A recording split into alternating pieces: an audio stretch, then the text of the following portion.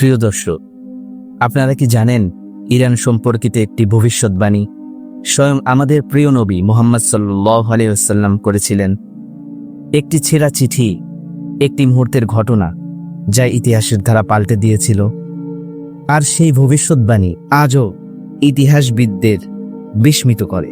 ফরাসি বা পারস্য সাম্রাজ্য, যার মহিমা ও গৌরবের তুলনা করা যেত না অন্য কোনো শক্তিশালী সাম্রাজ্যের সাথে। তাদের পরাজিত করা অসম্ভব বলে মনে করা হতো। কিন্তু তখন এমন এক সময় এলো যখন নবী করিম সাল্লাল্লাহু আলাইহি ওয়াসাল্লাম তার অন্তর্দৃষ্টি দিয়ে এই শক্তিশালী সাম্রাজ্যের পতনের ভবিষ্যৎবাণী করলেন। আজকের ভিডিওতে আমরা জানব কিভাবে সেই ভবিষ্যৎবাণী অক্ষরে অক্ষরে সত্যি হলো, আর কেমন করে এক মহাশক্তিশালী সাম্রাজ্যের পতন হলো মুসলমানদের হাতে। তাই ভিডিওটি অবশ্যই শেষ পর্যন্ত দেখবেন, কারণ প্রতিটি মিনিটে আছে চমকপ্রদ ইতিহাস। আর যদি চ্যানেলে নতুন হয়ে থাকেন তাহলে অবশ্যই চ্যানেলটি সাবস্ক্রাইব করে বেল আইকনটি প্রেস করে রাখবেন। তো শুরু করা যাক আজকের ভিডিও। নবী করিম সাল্লাল্লাহু আলাইহি ওয়াসাল্লাম সিদ্ধান্ত নিয়েছিলেন ইসলামের দাওয়াত পৃথিবীর বিভিন্ন শাসকের কাছে পৌঁছে দিবেন। তখনকার অন্যতম শক্তিশালী শাসক ছিলেন পারস্যের সম্রাট খুসরো পারভেজ। পারস্যের গৌরব ও শক্তি সারা পৃথিবীতে ছড়িয়ে পড়েছিল। খুসরো পারভেজের নাম শুনলেই শত্রুরা ভয় পেত।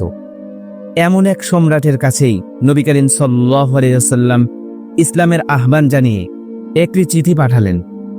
কিন্তু চিঠি পড়ে খুসরো পারভেজ প্রচণ্ড ক্ষুব্ধ হলেন, কারণ সেই চিঠিতে নবী করিম সাল্লাল্লাহু আলাইহি ওয়াসাল্লামের নাম লেখা হয়েছিল তার নামের পূর্বে। অহংকারী খুসরো এটি সহ্য করতে পারল না।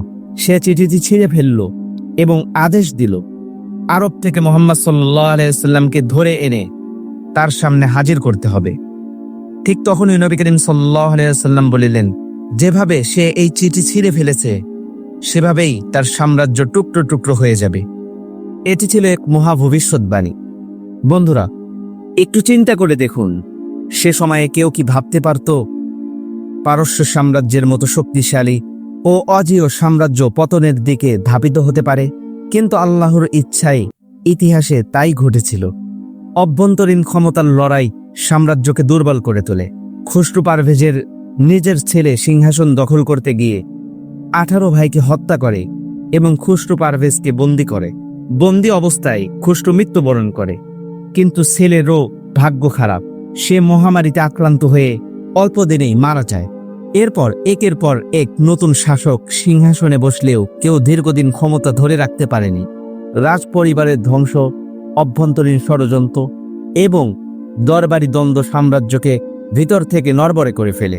এই দুর্বলতার সুযোগ নেয় চারপাশের উপজাতিগুলো, আর মুসলমানরা বুঝতে পারে এটাই সময় আল্লাহর পথে জিহাদের পতাকা উড়ানো। হযরত খালিদ বিন ওয়ালিদ রাদিয়াল্লাহু তাআলা আনহু, যাকে নবী করিম সাল্লাল্লাহু আলাইহি ওয়াসাল্লাম উপাধি দিয়েছিলেন সাইফুল্লাহ, অর্থাৎ আল্লাহর তরবারি, তিনি নেতৃত্ব দেন মুসলিম বাহিনীকে। তার বিচক্ষণতা, দ্রুততা এবং যুদ্ধ কৌশলের কারণে মুসলিমরা একের পর এক বিজয় অর্জন করতে থাকে। মাত্র 1 বছরের মধ্যেই মুসলমানরা 11টি বড় যুদ্ধে বিজয়ী হয়। পারস্যের শক্তিশালী সাম্রাজ্য ধসে পড়ে। কিভাবে একদল আরব এত দ্রুত বিজয় অর্জন করতে পারে? অবশেষে এলো সেই নির্ণায়ক যুদ্ধ, কাদেসিয়ার যুদ্ধ। খলিফা হযরত ওমর ফারুক রাদিয়াল্লাহু তাআলা আনহু এর খেলাফতের সময় সেনাপতি হিসেবে নেতৃত্ব দেন হযরত সাদ ইবনে আবি ওয়াক্কাস রাদিয়াল্লাহু তাআলা আনহু। পারস্যের সেনাবাহিনী ছিল সংখ্যায় অনেক বেশি এবং তারা যুদ্ধের জন্য হাতি ব্যবহার করেছিল, যা সে সময়ের ভয়ঙ্কর অস্ত্র হিসেবে পরিচিত ছিল।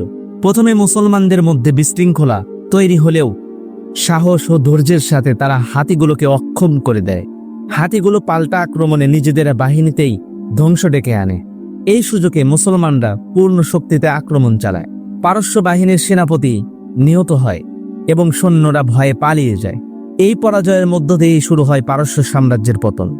প্রিয় দর্শক, নবী করিম সাল্লাল্লাহু আলাইহি ওয়াসাল্লামের ভবিষ্যৎবাণী অক্ষরে অক্ষরে সত্য প্রমাণিত হয়েছিল। যে সম্রাট আল্লাহর রাসূলের চিঠি ছিঁড়ে ফেলেছিল তার সাম্রাজ্য ভেঙে চুরমার হয়ে গিয়েছিল। মুসলমানরা আল্লাহর সাহায্যে একের পর এক মহান বিজয় অর্জন করেছিল। এই ঘটনা প্রমাণ করে ঈমান, সঠিক নেতৃত্ব এবং আল্লাহর উপর ভরসা রাখলে অসম্ভবও সম্ভব হয়ে ওঠে। প্রিয় দর্শক, আজ এই পর্যন্তই।